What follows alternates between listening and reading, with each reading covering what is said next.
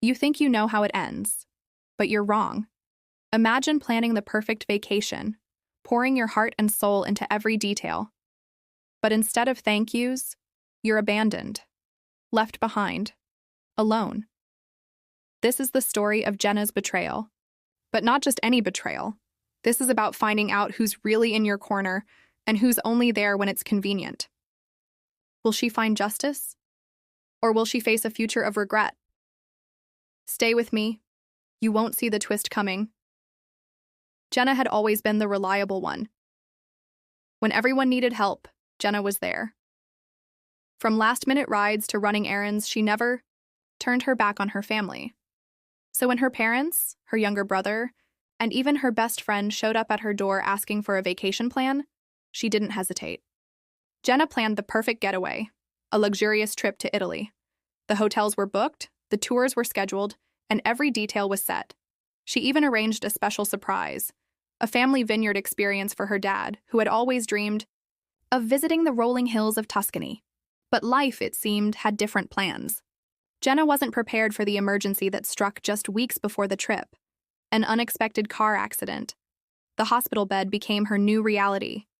The pain was sharp, the recovery slow. At first, Jenna believed everything would be fine. Her family would cancel their vacation and come to her aid, wouldn't they? But day by day, her hope diminished. Then one morning, she checked her phone. It was full of notifications, but none from her family asking how she was.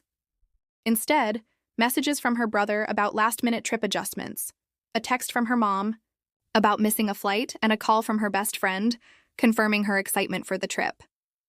Her stomach dropped. They weren't coming. They weren't canceling the trip for her. For the first time, Jenna was alone, and her family had moved on without her.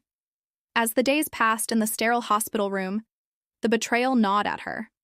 How could they prioritize a vacation over her? Jenna's phone was constantly buzzing with texts from her family. But they weren't checking in on her. They were sending passive-aggressive reminders of their vacation. Her mom asked if she needed anything, but only after mentioning how much they were enjoying the sights. Her brother's texts were full of photos from a vineyard, reminding her what she was missing. And there it was again, the sickening thought. Her family had abandoned her. Each text felt like a slap in the face. How had it come to this? Jenna was angry, but mostly she was heartbroken. Her mother had always promised that family came first, but this felt like betrayal. Was she so insignificant to them that their fun mattered more than her recovery? Jenna tried to ignore the feelings of isolation and loneliness. She tried to focus on healing. She had never been good at confronting people, especially her family. So instead of picking up the phone to confront them, she bottled it all up, letting the resentment simmer beneath the surface. But one day, a surprise visitor arrived. Her coworker, Grace. Grace had no idea of the family drama and was simply there to cheer her up with stories from work. It was a small relief. She brought coffee, snacks, and an unexpected laughter that made the hospital room feel less like a prison. That moment, Jenna realized something important. Her coworkers, people she barely knew, cared more about her than the ones she'd given everything to. Grace's visit, full of kindness, sparked something in Jenna. Was her family really the most important people in her life, or had she been blindly serving them out of habit? Days turned into weeks. Jenna continued to receive messages from her family, vacation photos, updates, and complaints about bad weather or overcrowded tourist sites, but no real concern for her condition. Each message felt like another betrayal. But as the days dragged on, something within Jenna shifted. It was her father who called next. He apologized, but his words were empty. "We're just so busy, honey. You know how it is." He trailed, off as if excusing their neglect. Jenna's heart broke a little more. Was this what family was supposed to feel like? Her silence was deafening. She didn't reply to his text or pick up the phone. There was nothing more to say. She had given them everything, and in return, she had received nothing. Then, just as Jenna had started to embrace the idea of cutting them off, her phone buzzed with a call. This time, it was her mother. Again. But Jenna didn't pick up. She watched the call ring, feeling a sense of power. She wasn't the one who had abandoned them.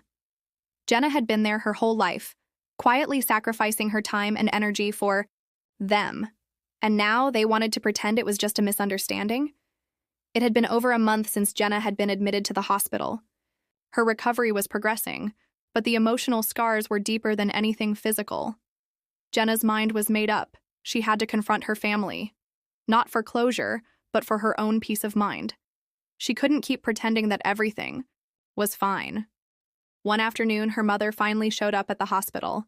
This time, there were no excuses, no apologies. "You've been selfish, Jenna," her mother said, her voice clipped. "We deserve this vacation. You need to stop making us feel guilty for living our lives." The words stung, but Jenna had been ready for them. This wasn't the first time her mother had turned the tables. This wasn't about love or concern. It was about convenience. Her mother had never asked if Jenna needed help. She had only wanted to guilt her into feeling like she was the problem. Jenna stood up, steadying herself with the bedpost. "You never cared when I needed you. You only care when it's convenient for you. And that's not love, Mom." Her mother's eyes widened. It was the first time Jenna had stood up to her. Days after the confrontation, Jenna didn't feel the anger anymore. She felt clarity. She no longer had to play the role of the good daughter, the one who was always there, always sacrificing. She realized the true value of the people who had stuck by her, her co-workers, her friends, even strangers who had shown her kindness. But it wasn't until the day she left the hospital that the full weight of her transformation hit her. Her family wasn't there. They hadn't even offered to pick her up. But Jenna didn't feel the sting anymore. She felt free. In the silence that surrounded her, she could finally breathe. A few months later, Jenna was in Rome. Not with her family, but alone. She wandered the cobblestone streets, taking in the beauty of the city, savoring every moment she had once imagined sharing with them. It wasn't the vacation she had planned for them, but it was the one she had earned for herself.